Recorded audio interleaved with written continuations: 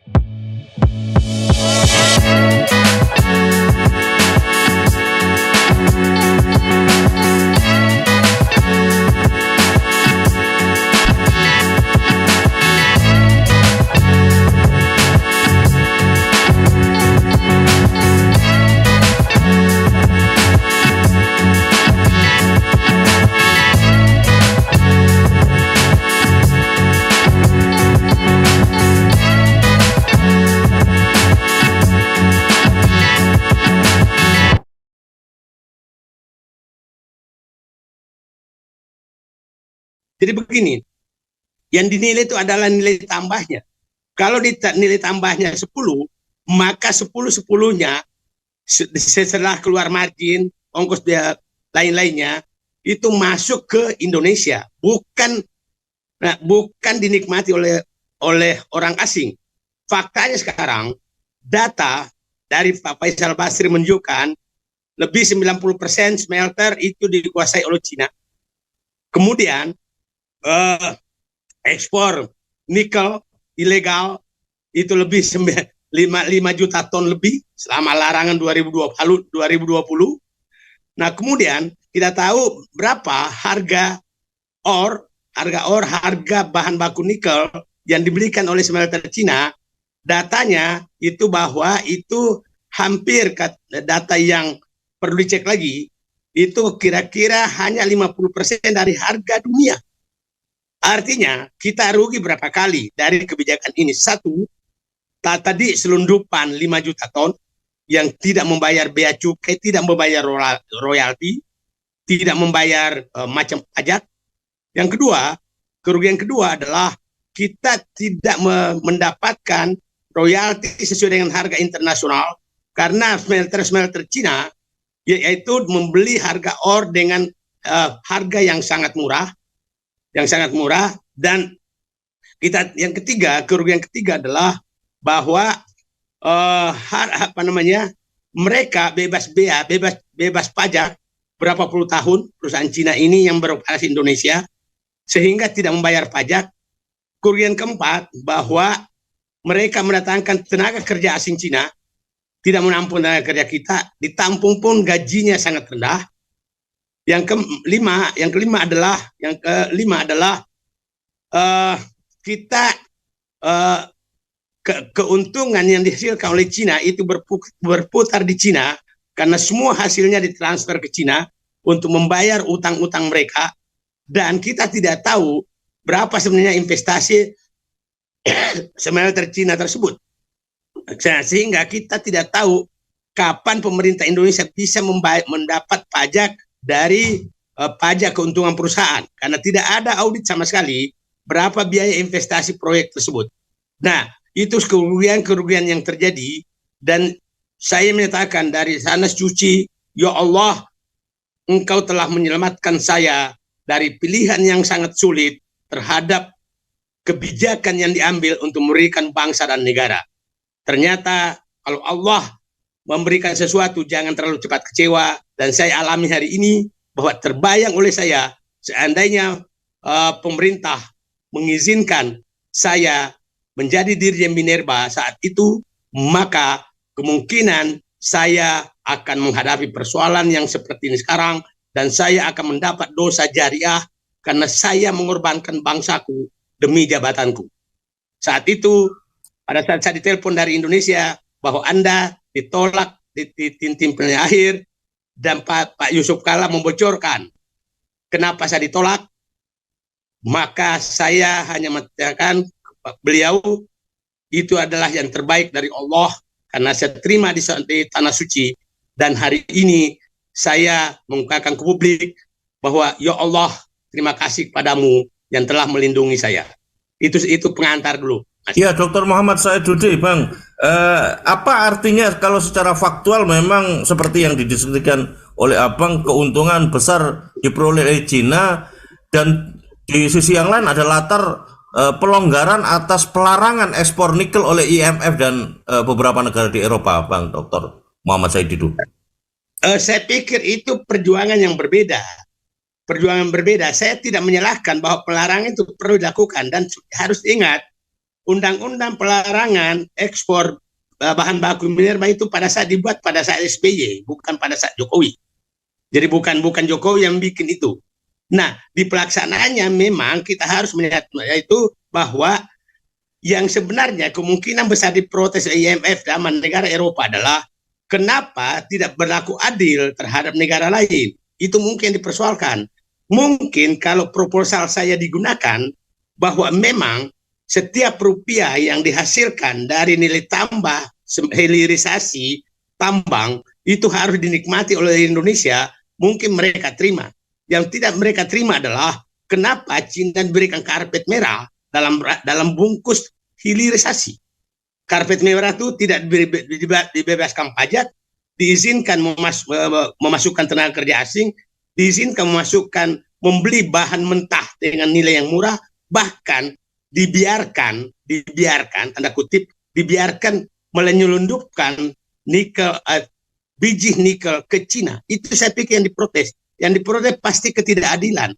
Kenapa ada negara yang diberikan karpet merah untuk menguasai nikel Indonesia?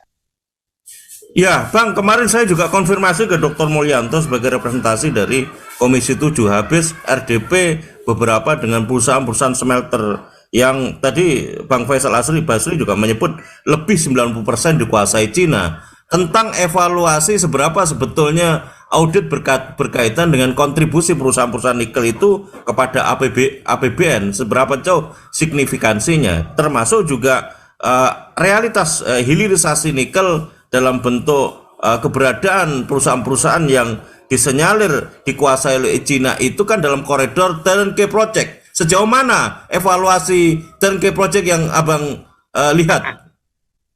Nah, saya perlu ingatkan, turnkey project itu itulah namanya racun berbisa. Karena begini, tidak boleh ada turnkey project di Indonesia terhadap investasi. Kenapa? Itu harus kita tahu berapa investasinya, karena terkait dengan penerimaan pajak. Nah, dulu pada zaman Pak Harto, semua proyek yang besar itu harus dievaluasi oleh BPPT, berapa nilai proyek ini sebenarnya, supaya kita tahu investasinya. Kalau kita tidak tahu investasinya, maka dia tidak pernah membuat untung. Investinya digelembungkan, dia tidak pernah bikin untung, 30 tahun kemudian izinnya habis, tidak pernah bayar pajak 1 sen. Ini menurut saya sudah ada permainan yang sangat kasar terhadap program hilirisasi ini. Dan kita harus tahu bahwa memang bungkus-bungkus kebijakan ini sangat berbahaya. Masih kita ingat sekarang sedang berlangsung kasus korupsi berjamaah BTS, kasus korupsi berjamaah kebijakan yang dibikin sedemikian rupa, dan saya tidak menutup kemungkinan di proyek-proyek infrastruktur juga terjadi hal demikian. Ya, Dokter Muhammad Saididu, Bang. Ini kan artinya sebetulnya pemerintah harusnya mendorong representasi dari pemerintah atau negara BUMN. Sejauh ini apa sih persoalannya peran BUMN tidak sebegitu dominan dalam kaitan pengelolaan nikel ini, Bang? Jadi kita punya perusahaan nikel sejak zaman Belanda, namanya PT Aneka Tambang. Tapi kita tahu bahwa hampir sebagian besar konsesi PT Aneka Tambang itu dia dibagi-bagi oleh tanda kutip penguasa. Kita harus bahas lagi kemudian bagaimana anatomi bisnis smelter sebenarnya. Itu penting sekali karena kita tahu sekali siapa pemilik iup-iup yang ada di wilayah Sulawesi. Kita tahu siapa penikmat-penikmatnya, kita tahu siapa yang melindungi semua kebijakan ini, kita tahu semua. Dan itu gampang sekali dibongkar, dan mohon maaf, itu sebagian besar ada di lingkungan kekuasaan. Saya yakin yang berkoar-koar sekarang ini membela 3 periode dan lain-lain, itu adalah sebagian besar adalah sedang menikmati bungkus kebijakan yang seakan-akan bagus. Ya, saya ulangi, saya adalah orang yang pertama menghendaki terjadinya hilirisasi, bukan menolak hilirisasi. Tapi hilirisasi yang saya ini kan adalah bahwa setiap rupiah yang dihasilkan oleh proses hilirisasi itu harus dinikmati oleh bangsa Indonesia. Angka-angka yang diminta berapa sebenarnya nikmati bangsa Indonesia tidak pernah mereka keluarkan. Yang selalu dikeluarkan adalah berapa nilai ekspor. Tidak ada pentingnya nilai ekspor. Kalau diekspor itu barangnya Cina dimasuk ke rekening Cina, nggak ada gunanya. Nggak ada gunanya, itu sih nggak ada gunanya. Coba tanyakan berapa yang tinggal di Indonesia. Faisal Basri menyatakan hanya 10% loh yang tinggal di Indonesia. Angka, ingat, yang dikritik terus dulu oleh mereka adalah Freeport. Freeport itu sudah dulu 42% loh yang tinggal di Indonesia sebelum diambil dibeli oleh BUMN. Sudah 42%. 42% tinggal di Indonesia. Ini baru masuk tidak nyampe 10% yang tinggal di Indonesia. Terus kita harus bela terus. Nah, inilah dikatakan, inilah mungkin kenapa mereka mengotot sekali melanjutkan, karena takut sekali ini dibongkar. Ini salah satu menurut saya yang mereka ketakutan sekali, sehingga menginginkan siapapun ganti presiden berikutnya adalah harus dilanjutkan. Karena saya punya keyakinan besar bahwa terjadi skandal besar terhadap proses hilirisasi, bisnis hilirisasi yang sedang dibangun. Saya punya keyakinan. Ya, Bang Saididu, seberapa jauh sebetulnya effort dalam bentuk regulasi Undang-Undang Minerba dan Undang-Undang Cipta Kerja yang digembar-gemborkan untuk memberikan ruang yang banyak tingkat serap tenaga kerja kepada sektor-sektor investasi, Bang Saididu? Undang-Undang Cipta Kerja tujuannya adalah memberangus hambatan-hambatan terhadap yang diinginkan oleh para pengusaha. Itu intinya. Nggak usah berdiskusi apapun. Salah satu contohnya adalah coba untuk memutihkan 3,3 juta hektar lahan sawit yang dibangun oleh para konglomerat di daerah hutan, itu segera diputihkan setelah Undang-Undang Cipta Kerja dilakukan. Jadi Undang-Undang Cipta Kerja adalah undang-undang sapu jagat untuk menghabiskan aset bangsa demi kepentingan konglomerasi. Ya, terakhir Bang, silakan diberikan rekomendasi atas hilirisasi nikel dan dugaan kuat mengenai yang apa sebut Abang tadi, penguasaan oleh Cina mengambil keuntungan dari narasi hilirisasi nikel ini, Bang. 1, lakukan audit, buka semua, siapa pelakunya, berapa yang tinggal di Indonesia, berapa yang dinikmati orang Indonesia. Yang kedua, itu nilai tambah berapa yang tertahan di Indonesia. Yang ketiga, kalau memang melanggar Undang-Undang Minerba, maka lakukan penyitaan seluruh smelter tersebut untuk dievaluasi, bukan untuk diusir ya, untuk dievaluasi agar dilaksanakan sesuai Undang-Undang Minerba, bukan undang-undang yang setelah direvisi. Dan berprinsip bahwa setiap rupiah yang dihasilkan dari nilai tambah itu harus dinikmati oleh Indonesia, bukan dinikmati oleh orang Indonesia. Itu langkah selanjutnya. Kalau ini terus dilakukan, maka coba Anda bayangkan, masuk akal nggak sih ada ekspor 5 juta ton yang tidak ada yang tahu? Itu nggak masuk akal. Ekspor ilegal loh. Nah, jadi saya katakan ini harus diaudit, proses bisnisnya seperti apa, siapa saja di belakangnya. Saya kebetulan berkali-kali datang ke daerah smelter itu, jadi paham.